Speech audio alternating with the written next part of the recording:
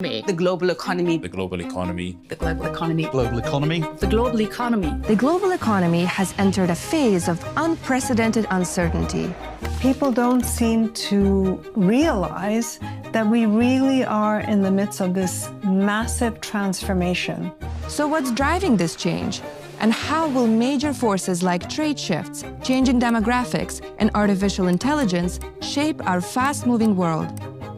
Yes, we see some geo-economic fragmentation, but we don't see yet any deglobalization. We've asked some of the world's leading chief economists, working in both the private and public sectors, to look ahead and pick the trends they think will transform the economy as we know it. It's not that AI is new or machine learning is new. In fact, we all know that it goes back to the 1950s. What's new is the consumer orientation of that AI.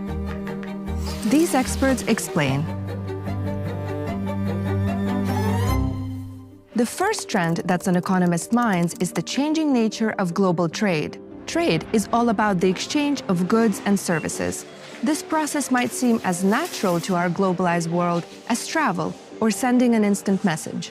If I had to make all of my clothes, all of my food, all of my housing, all of my shelter, and so on by myself personally, clearly this would be a disaster. So what do?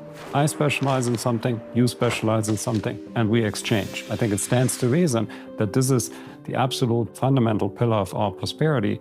Now, international trade is just an extension of this very basic idea across international borders. But who trades with whom can be closely linked to geopolitics. Tariffs and protectionism are redrawing the map of globalization.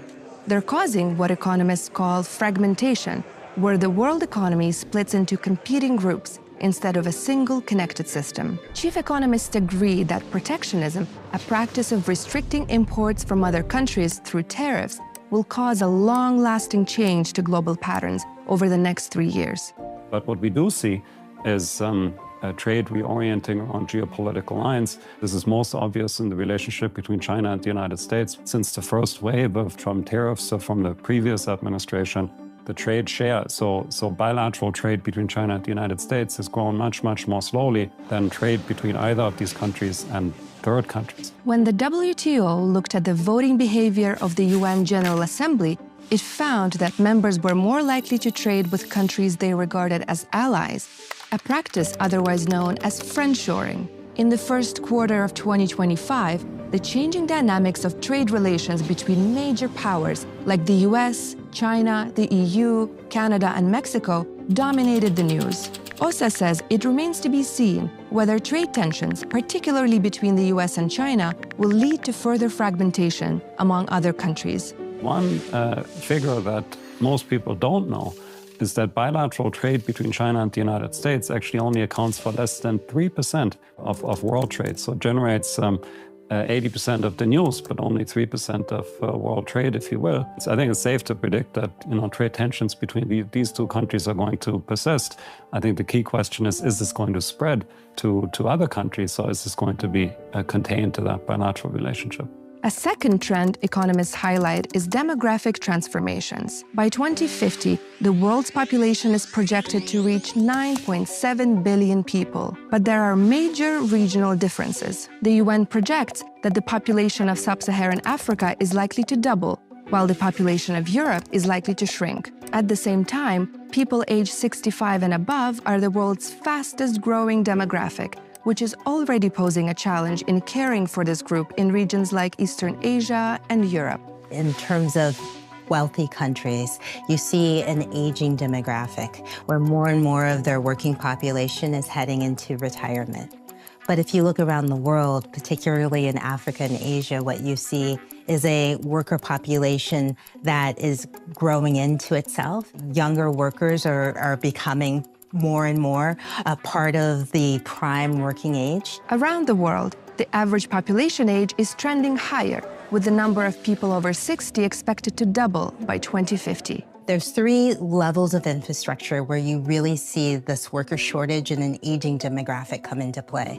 It's the financial infrastructure, For example, there's not enough accountants. It's the care economy infrastructure. So there's not enough nurses and healthcare workers or even babysitters for the population. And then there's the actual physical infrastructure. So here you think about specialized trades or construction. According to recent research, 63% of businesses say their most significant barrier to growth is the inability to attract the right workers. Richardson says making these soon-to-be in-demand jobs more sustainable and attractive to prospective workers is key to keeping workforces resilient even as more people retire. And this is where skills and upskilling is going to be so important. Not just creating jobs and skilling workers in these specific areas, but allowing workers the mobility to progress in these areas so they won't leave. They won't leave healthcare or accounting jobs and go to more profitable places because they see advancement and potential in these areas. Artificial intelligence, experts argue, will play a key role in reshaping these jobs, and many others. That's the third trend economists are watching closely. Generative AI is making us rethink the concept of productivity. Usually we think about productivity, about producing the same with less or more with the same. I think generative AI is making us think that productivity is more like producing better with less. Take AI agents, for example. They can be autonomous bots or even entire systems that can learn from their environment and help us, say, tick off the objectives on our to-do list without constant reminders. They have the potential to drastically improve our productivity or absolve us from certain tasks altogether. But these technologies should not lead to a loss of jobs. Richardson says productivity is also about companies providing the right upskilling pathways so that employees can grow their careers. It's becoming even more important to be in a world where companies are invested in their talent, in human capital, moving from just managing workers to developing workers. So where does that leave us with AI? Will it make us more productive at work? There's a famous economist from MIT, Robert Solow, won the Nobel Prize for Growth. He was talking about computers in the 1980s. He said, we can see computers everywhere except in the productivity data. So it took a while for those effects to show up. It may show up sooner for AI. The view seems to be that the impact of the technology may be a bit more rapid than we saw for computers. But I think directionally, we're all pretty confident we're going to see some sort of improvement coming out of AI. Generative AI could contribute $4.4 trillion annually to the global economy, reshaping industries and international trade as it develops. In a 2025 survey of businesses, 86% of respondents said AI could transform their work more than any other technology trend such as robots, semiconductors, or quantum. It's not just about the great tech. You need workers to be able to incorporate that tech and actually become more productive. And if there is a chasm between the tech and the people, then you won't get the productivity enhancements that lead to a thriving labor force. No expert can know for certain how these trends will change our societies, be it trade shifts, changes in demographics, or the rise of artificial intelligence. We are rethinking the way our industries and sectors should be running.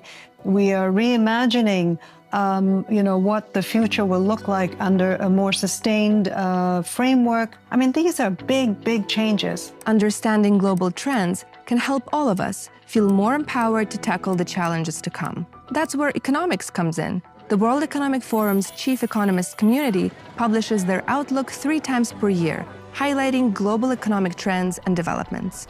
We have to make it more human, right? This is the making a prosperous society and a sustainable society and increasing the size of the pie and making sure the distribution is just, however we want to define that. That's sort of the language we should be speaking.